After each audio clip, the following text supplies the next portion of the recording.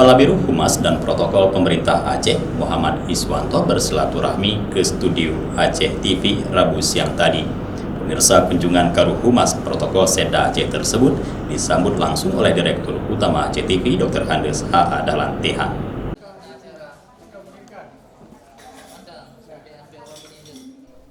Kedatangan dan kunjungan Kepala Biro Humas Kantor Gubernur Aceh ini merupakan bahagian dari silaturahmi dan memperkuat hubungan dengan pemilik dan juga awak media yang ada di Aceh, yang merupakan perpanjangan tangan pemerintah dalam penyebarluasan informasi kepada masyarakat.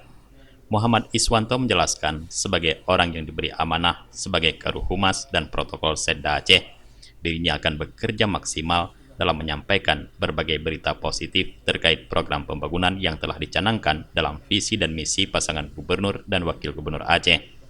Dalam kunjungan tersebut, Karuhumas dan Protokol Sedda Aceh turut didampingi Kasubag Hubungan Media MGADE. Ya, alhamdulillah, pertama-tama mungkin ya kita sudah bersilaturahim ya dengan mitra kerja kita.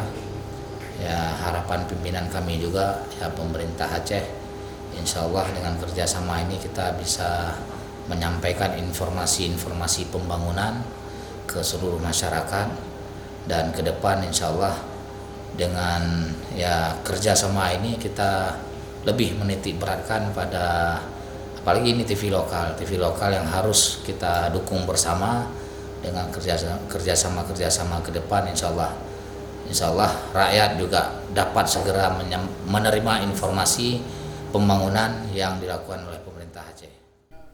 Direktur Utama Aceh TV menyampaikan terima kasih dan apresiasi atas kunjungan Biro Humas dan Protokol Sedda Aceh ke studio Aceh TV, kebanggaan masyarakat Aceh ini.